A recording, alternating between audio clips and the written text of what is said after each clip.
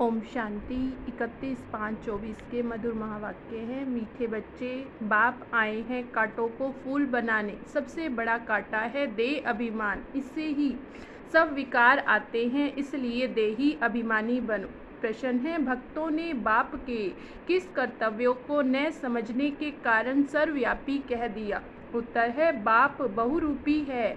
जहाँ आवश्यकता होती है सेकंड में किसी भी बच्चे में प्रवेश कर सामने वाली आत्मा का कल्याण कर देते, भक्तों को साक्षात्कार करा देते हैं, वह सर्वव्यापी नहीं लेकिन बहुत तीखा रॉकेट है। बाप को आने जाने में देरी नहीं लगती। इस बात को न समझने के कारण भगत लोग सर्वव्यापी कह देते हैं।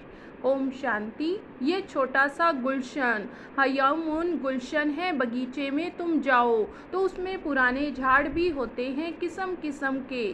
कहाँ पंखुड़ियाँ भी होती हैं, कहाँ आधी कली खिली हुई पंखुड़ियाँ होती। यह भी बगीचा है। अब यह तो बच्चे जानते हैं। यहाँ आते हैं कांटों से फूल बनने।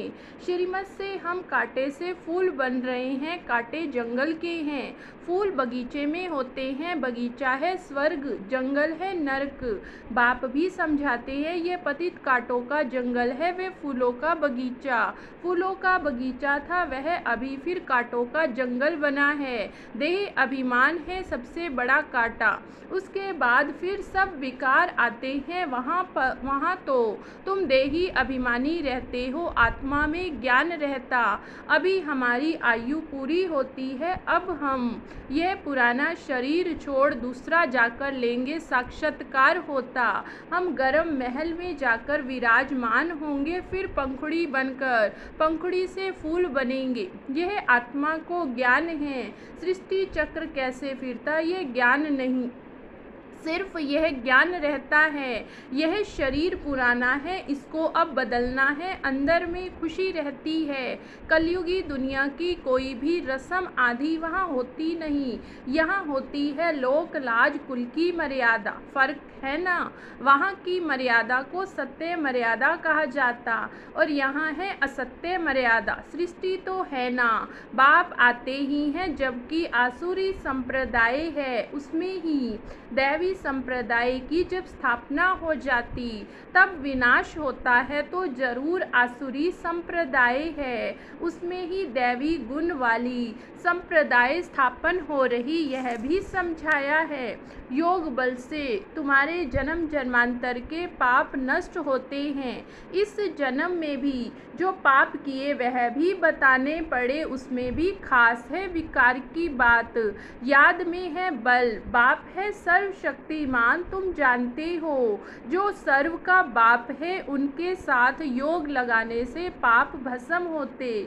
ये लक्ष्मी नारायण सर्वशक्तिमान है, सारी सृष्टि पर इनका राज्य है। वहाँ है ही नई दुनिया, हर चीज़ नहीं होती है। अब तो जमीन ही कलराठी हो गई। अभी तुम बच्चे नई दुनिया के मालिक बनते हो तो इतनी खुशी रहनी चाहिए। जैसे स्टूडेंट वैसी खुशी भी जास्ती होगी। तुम्हारी है उच्च से उच्च यूनिवर्सिटी, उच्च से उच्च पढ़ाने वाला है बाप, पढ़ते भी हैं ऊंचे से उच्च बनने के लिए। तुम कितना नीच थे, एकदम नीच से फिर उच्च बनते हो। बाप खुद ही कहते, तुम स्वर्ग के लायक थोड़े ही हो, अपवित्र वहाँ जा न सके नीचे। तब तो उच्च देवताओं के आगे उन्हों की महिमा गाते हैं, मंदिरों में जाकर उन्हों की ऊंचाई और अपनी नीचता का वर्णन करते हैं। फिर कहते हैं, रहम करो कि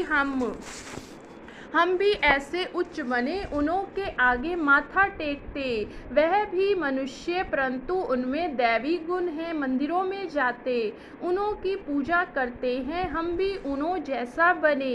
ये कोई को पता नहीं कि उन्हों को ऐसा किसने बनाया। तुम बच्चों की बुद्धि में सारा ड्रामा बैठा हुआ। कैसे इस दैवी झाड़ का सैपलिंग लगता है। बाप आते भी संगम युग पर।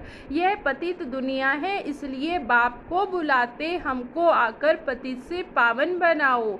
अभी तुम पावन होने के लिए पुरुषार्थ करते, बाकी सब हिसाब किताब चुकतू कर चले जाएंगे शांति धाम।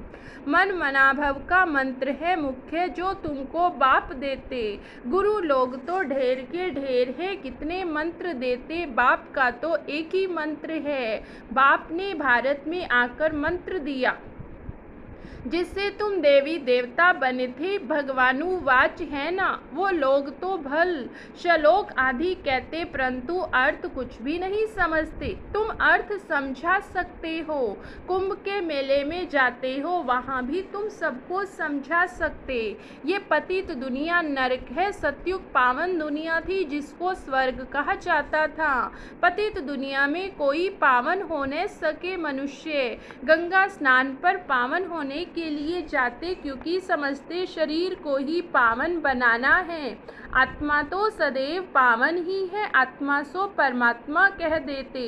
तुम लिख भी सकते हो, आत्मा पवित्र होगी ज्ञान स्नान से, ना कि पानी के स्नान से। पानी का स्नान तो रोज करते रहते हैं, जो भी नदियां हैं उसमें रोज स्नान करते रहते, पानी भी वही पीते हैं। अब पानी से ही सब कुछ किया जाता। बातें कितनी सहज है परंतु किसकी भी बुद्धि में आती नहीं है। ज्ञान से सदगति होती सेकंड में, फिर कहते हैं ज्ञान इतना अथाह है जो सारा समुंदर स्याही बना लो, जंगल को कलम बना लो, धरती को कागज बनाओ तो भी अंत नहीं हो सकता।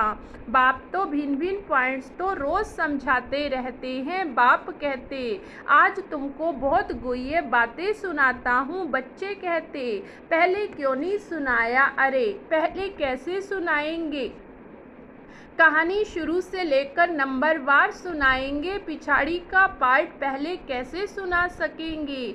यह भी बाप सुनाते रहते हैं। ये सृष्टि चक्र के आदि मध्य अंत का राज तुम जानते हो। तुमसे कोई भी पूछे तुम झट रेस्पॉन्स कर सकते हो। तुम्हारे में भी नंबर वार है, जिनकी बुद्धि में बैठा हुआ तुम्हारे पास आते हैं, पूरा रेस्पॉन्स नहीं मिलता तो बाहर जाकर कहते हैं यहाँ तो पूरी समझानी नहीं मिलती है। फालतू चित्र रखे हैं इसलिए उन्हें समझाने वाले बड़े अच्छे चाहिए, नहीं तो पूरा नहीं समझते, नहीं समझाने वाले भी पूरा नहीं, तो जैसे को तैसा मिला। बाप कहते हैं कहाँ कहाँ हम देखते हैं आदमी बड़ा समझदार है, बच्चे इतने होशियार नहीं, फिर हम ही उनमें प्रवेश कर मदद कर लेते हैं क्योंकि बाप तो है बहुत छोटा रॉकेट, आने जाने में देरी नहीं लगती है। उन्होंने फिर बहुरूपी व सर्वव्यापी की बात उठा ली। यहाँ तो बाप तुम बच्चों को बैठ समझाते, कोई कोई आदमी अच्छे होते तो उनको समझाने वाले भी ऐसे चाहिए। आजकल तो कोई छोटेपन से भी शास्त्र कंठ कर लेते हैं क्योंकि आत्मा संस्कार ले आती है, कहाँ भी जन्म ले, फिर वहाँ वेद शास्त्र आदि पढ़ने लग पड़ेंगे, अंतमति सो गति होती है। आत्मा संस्कार ले जाती। अभी तुम बच्चे समझते हो कि आखिर वह दिन आया आज जो स्वर्ग के द्वार सच सच खुलते हैं। नई दुनिया की स्थापना, पुरानी दुनिया का विनाश होना है। मनुष्यों को तो यह भी पता नहीं स्वर्ग नई दुनिया में होता है, तुम बच्चे ही जानते हो। हम सच्ची सच्ची सत्यनारायण की कथा व अमर कथा की सुन रहे हैं। एक ही कथा सुनाई एक ने, फिर उसके शास्त्र बनाए, दृष्टांत सब तुम्हारे हैं जो फिर भक्ति मार्ग में उठा ली, तो संगम पर बाप ही आकर सब बातें समझाते। यह बड़ा भारी बेहद का खेल है। इसमें पहले है सतयुग त्रेता राम राज्य, फिर होता है रावण राज्य। ये ड्रामा बना हुआ, इसको अनादि अविनाशी कहा जाता। हम सब आत्माएं हैं, ये ज्ञान कोई को है नहीं। जो तुमको बाप ने ज्ञान दिया है, जो भी आत्माएं हैं उन्हों का पार्ट ड्रामा में नूंधा हुआ। जिस समय जिसका जो पार्ट होगा उसी समय आएंगे, वृद्धि को पाते रहेंगे। बच्चों के लिए मुख्य बात है पति से पावन बनना। बुलाते भी हैं, हे पतित पावन आओ, बच्चे ही बुलाते। बाप भी कहते हैं हमारे बच्चे काम चिता पर बैठ भस्म हो गए। यह है यथार्थ बातें। आत्मा जो अकाल है उनका ये तख्त है लोन लिया हुआ। ब्रह्मा के लिए भी तुमसे पूछते हैं ये कौन है, बोलो। देखो लिखा हुआ है भगवानुवाच, मैं साधारण तन में आता हूँ। वह सजा हुआ श्री कृष्ण ही 84 जन्म ले। साधारण बनता साधारण ही फिर वह कृष्ण बनता। नीचे तपस्या कर रहे जानते हैं हम ये बनने वाले हैं। त्रिमूर्ति तो बहुतों ने देखा, परंतु अर्थ भी चाहिए ना। स्थापना जो करते हैं फिर पालना भी वही करेंगे। स्थापना के समय का नाम रूप देश काल अलग, पालना का नाम रूप देश काल अलग है। ये बातें समझाने में तो बड़ी सहज हैं। यह नीचे तपस्या कर रहे फिर ये बनने वाले, यही 84 जन्म ले ये बनते हैं। कितना सहज ज्ञान है सेकंड का, बुद्धि में ये ज्ञान है हम ये देवता बनते। 84 जन्म भी इन देवताओं को ही लेने हैं, और कोई लेते हैं क्या? नहीं। 84 का राज भी बच्चों को समझा दिया। देवताएं ही जो पहले पहले आते हैं, खिलौना होता है ना मछलियों का। मछली ऐसे नीचे आती फिर ऊपर चढ़ती, वह भी जैसे सीढ़ी है ना। भ्रमरी कछुए आदि के भी जो मिसाल दिए जाते, वह सब इस समय के। भ्रमरी में भी देखो कितना अकल है। मनुष्य अपने को बहुत अकलमंद समझते हैं, परंतु बाप कहते भ्रमरी जितनी भी अकल नहीं, सर्प भी पुरानी खाल छोड़कर नई ले लेते। बच्चों को कितना समझदार बनाया जाता, समझदार भी और लायक। आत्मा अपवित्र होने के कारण लायक नहीं है, तो उनको पवित्र बनाए लायक बनाया जाता। वह है ही लायक दुनिया। यहाँ तो एक बाप का ही काम है जो इस सारी सृष्टि को हेल से हेविन बनाते। हेविन क्या होता है यह मनुष्यों को पता नहीं। हेविन कहा जाता देवी देवताओं की राजधानी को। सतयुग में है देवी देवताओं का राज्य। तुम समझते हो सतयुग नई दुनिया में हम ही राज्य करते हैं। 84 जन्म भी हमने ही लिया, राज्य लिया।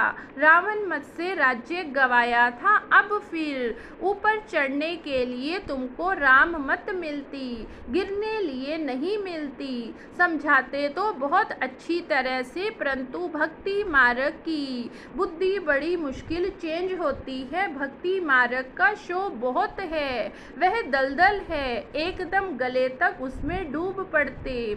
जब सभी का अंत होता तब मैं आता हूँ, सभी को ज्ञान से पार ले जाता हूँ। मैं आकर इन बच्चों द्वारा कार्य कराता हूँ। बच्चों के साथ सर्विस करने वाले तुम ब्राह्मण ही हो, जिनको खुदाई खिदमतगार कहा जाता।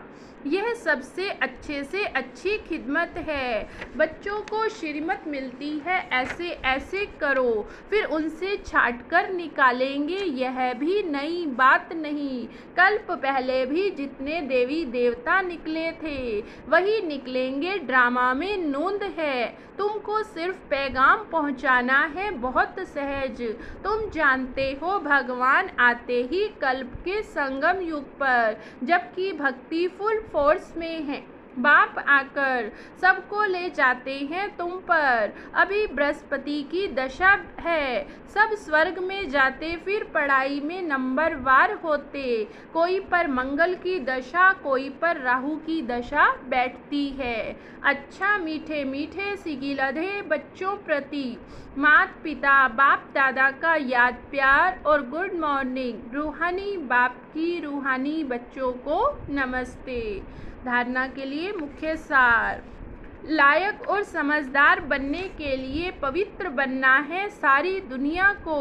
हेल से हेवन बनाने के लिए बाप के साथ सर्विस करनी है, खुदाई खिदमतगार बनना है। दूसरी पॉइंट है कलयुगी दुनिया की रस्म रिवाज, लोक लाज, कुल की मर्यादा छोड़ सत्य मर्यादाओं का पालन करना है। दैवी गुण संपन्न दैवी संप्रदाय की स्थापना करनी है। वरदान है अपवित्रता का अंश, आलस्य और अलबेलेपन का त्याग करने वाले, संपूर्ण निर्विकारी भव। दिनचर्या के कोई भी कर्म में नीचे ऊपर होना, आलस्य में आना या अलबेलापन होना यह विकार का अंश है जिसका प्रभाव पूजनीय बनने पर पड़ता है। यदि आप अमृत वेले स्वयं को जागृत स्थिति में अनुभव नहीं करते, मजबूरी से सुस्ती से बैठते हो, तो पुजारी भी मजबूरी व सुस्ती से पूजा करेंगे। तो आलस्य व अलबेलेपन का भी त्याग कर दो, तब संपूर्ण निर्विकारी बन सकेंगे। स्लोगन है सेवा भले करो लेकिन व्यर्थ खर्च नहीं करो। ओम शांति।